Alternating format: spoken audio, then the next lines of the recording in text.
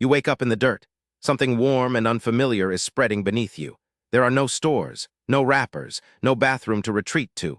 Just open grassland, a distant tree line, and the faint smell of a campfire somewhere behind you.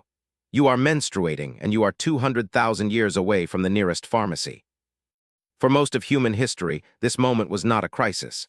And the reason has nothing to do with ancient ingenuity or forgotten herbal remedies. It is far simpler and far more shocking than that.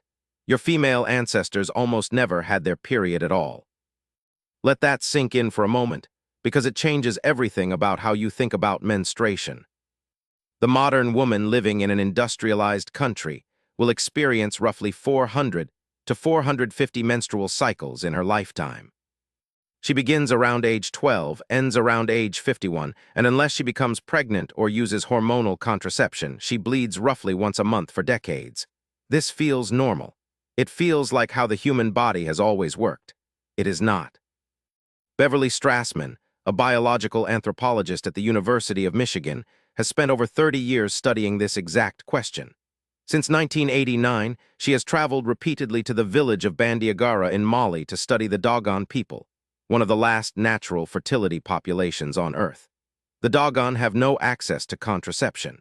Women breastfeed their children for roughly 2 years on average. They begin having children in their late teens and continue into their late 30s or early 40s. Strassmann tracked the menstrual cycles of Dogon women over many years of fieldwork and published her findings across multiple studies, most notably in the journal Behavioral Ecology and Sociobiology. What she found was this. In a natural fertility population, meaning a population without modern contraception or formula feeding, the average woman experiences roughly 100 menstrual cycles in her entire lifetime. Not 400, 100. And most of those are clustered at the beginning and end of her reproductive years. The reason is straightforward. Pregnancy suppresses menstruation for roughly 9 months. Then breastfeeding suppresses it again for 1 to 2 years, sometimes longer. In a population where women begin having children in their late teens and nurse each child for years, a woman might spend the majority of her 20s and 30s either pregnant or lactating. She is not cycling. She is not bleeding. Her body is doing something else entirely. So the first and most important answer to how prehistoric women managed menstruation is that they rarely had to. Evolution did not design the female body for monthly bleeding over 40 years. It designed the female body for pregnancy and lactation in rapid succession, with periods filling in the gaps. The 450-cycle modern lifestyle is an evolutionary novelty. The pill, formula feeding, later first pregnancies, fewer total children, all of these modern developments pushed women into a state of near-continuous cycling that their ancestors never experienced. Your monthly period is real, but the frequency of it is brand new. That said, your ancestors did still menstruate.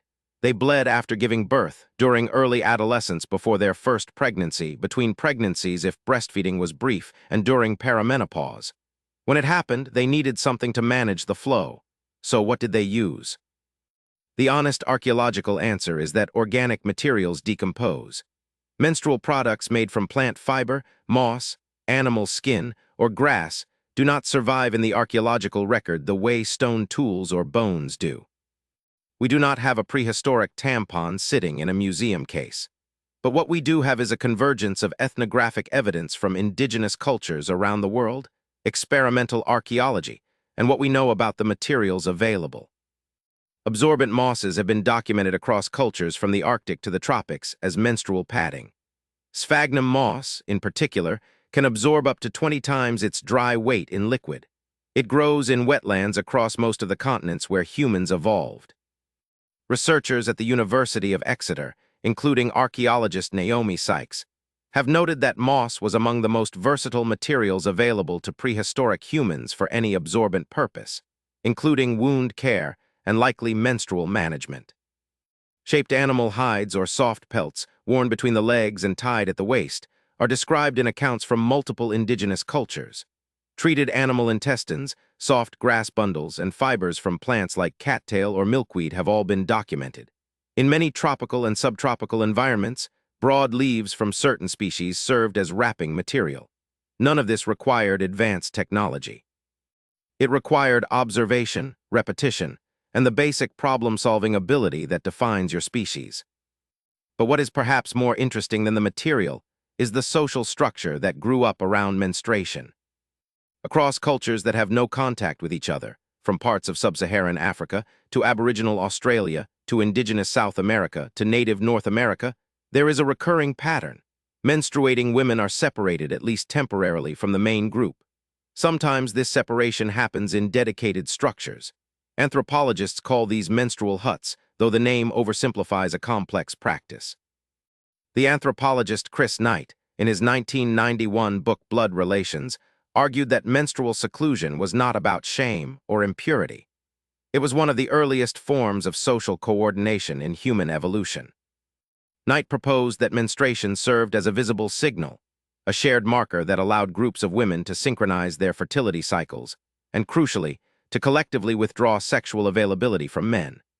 This withdrawal, Knight argued, forced men to provide food and resources to gain access, and in doing so, it helped create the cooperative economic structures that distinguish human societies from those of other primates. It is a provocative theory, and not all anthropologists agree with every part of it, but it points to something that is hard to deny. Menstruation was not hidden in prehistory, it was socially managed. It had structure, and that structure mattered to how the group functioned. Beverly Strassmann's work in Mali offers a more grounded perspective. Among the Dogon, menstrual seclusion exists, but Strassmann's data shows that the practice correlates strongly with paternity certainty. In societies where men invest heavily in children that they believe are their own, menstrual visibility functions as a reassurance. When a woman is secluding herself and bleeding, she is not pregnant by another man. The social ritual is not arbitrary. It encodes information that matters to the survival of the group. Now consider the modern woman again. She has roughly 400 to 450 periods. She manages them with disposable products that did not exist before the 1920s. Commercial disposable pads were first mass-produced by Kimberly-Clark in 1921, adapted from wartime cellulose bandage material. Applicator tampons were patented by Earl Haas in 1931 and marketed by Tampax starting in 1936. Before that, women in industrialized countries used reusable cloth pads, rags that were washed and reworn. Before that, for most of human history, the management was local, organic, and entwined with the social fabric of the group. The refrain here is not that ancient women suffered in silence. Some certainly faced discomfort, just as some women do today. The deeper refrain is that the problem itself has been artificially inflated by modern life. Your body was never meant to bleed monthly for 40 years straight. The prehistoric female body had fewer periods, managed them with the materials at hand when they occurred, and embedded the experience within a social framework that recognized it as normal, visible, and important. The next time you reach for something to manage your cycle, remember this. For 99% of human existence, this was not a monthly event. Your body did not evolve for the frequency. It evolved for the purpose, the staggering, relentless biological purpose of building the next generation of your species. The period was the pause between those efforts, not the centerpiece, the pause.